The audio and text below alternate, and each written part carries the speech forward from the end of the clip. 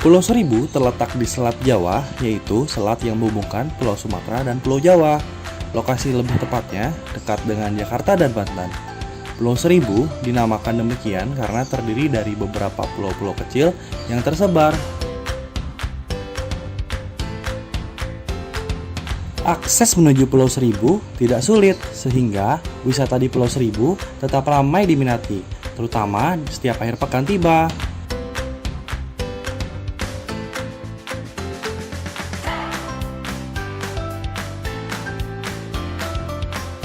Pulau Seribu juga terkenal akan keindahan pulau dan lautnya.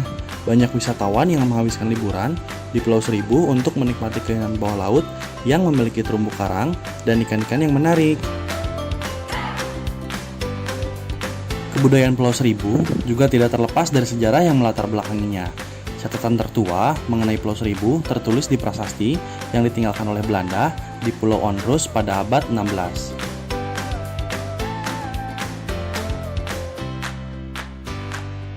Terdapat berbagai peninggalan dari Belanda di Pulau Seribu, mulai dari prasasti dan benteng.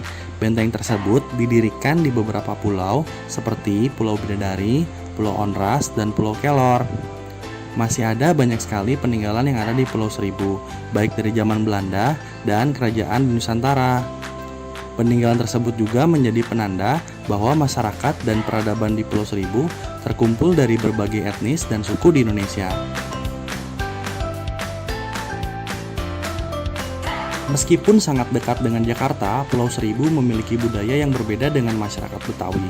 Masyarakat Pulau Seribu atau disebut orang Pulau memiliki kebudayaan yang dihasilkan dari perpaduan berbagai etnis yang saling mempengaruhi, sehingga muncullah kebudayaan Pulau yang merupakan kebudayaan baru.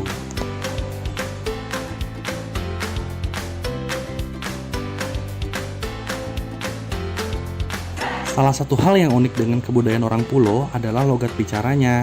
Ada logat khusus yang berbeda dengan suku lain pada orang Pulau.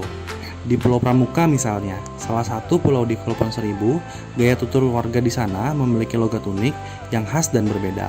Meski banyak kemiripan logat seperti ini, sangat berbeda dengan logat Betawi. Meskipun dekat dengan Jakarta, kebudayaan Kepulauan Seribu cukup berbeda. Tradisi lainnya yang juga terkenal adalah tradisi selam mutiara. Tradisi selam mutiara adalah sejenis perlombaan untuk menyelam ke dasar laut untuk menemukan barang yang telah disembunyikan oleh panitia perlombaan. Di Pulau Seribu juga terdapat sebuah cerita rakyat yang beredar di masyarakat. Sosok yang terdapat dalam cerita tersebut disebut Panglima Hitam Pulau Tidung. Saat ini makam beliau berada di Cagar Budaya di Pulau Tidung. Sampai saat ini belum ada bukti sejarah yang dapat menunjukkan secara pasti sosok Panglima itu sendiri. Cerita rakyat yang beredar di masyarakat semuanya masih berdasarkan legenda dan belum bisa dibuktikan secara ilmiah. Namun, keberadaan dan kebesaran nama Panglima Hitam Pulau Tidung memang tidak dapat diragukan lagi eksistensinya. Menurut kisah setempat, Panglima Hitam atau yang dikenal masyarakat Tidung sebagai Waturuk adalah salah satu panglima perang yang ikut serta dalam perang kerajaan Islam di bawah pimpinan Kerajaan Mataram di dalam upaya merebut Batavia sebagai pusat pemerintahan VOC Belanda. Dalam kisah tersebut dikisahkan tentang sang panglima bersama sisa pasukannya yang berusaha menghindar dari kerajaan tentara Belanda dengan menggunakan perahu kayu hingga sampailah mereka di Pulau Tidung yang saat ini merupakan pulau kosong yang tak berpenghuni. Di pulau inilah Panglima dan sisa pasukannya bersembunyi sampai akhir hayat mereka. Dengan adanya kisah ini, ia dipercaya oleh masyarakat Pulau Tidung sebagai orang yang pertama kali menginjakkan kaki di Pulau Tidung. Di dalam cerita sejarah Indonesia sendiri, perang kerajaan Islam melawan Belanda dalam merebut Batavia memang benar diakui kebenarannya.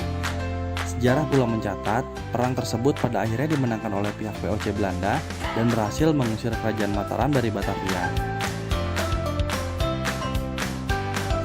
Dengan berbagai sejarah keindahan laut dan budayanya, Pulau Seribu sangat cocok untuk dijadikan destinasi wisata. Dengan budget yang tidak terlalu menguras kantong, Anda bisa menikmati keindahan Pulau Seribu dengan nyaman dan aman.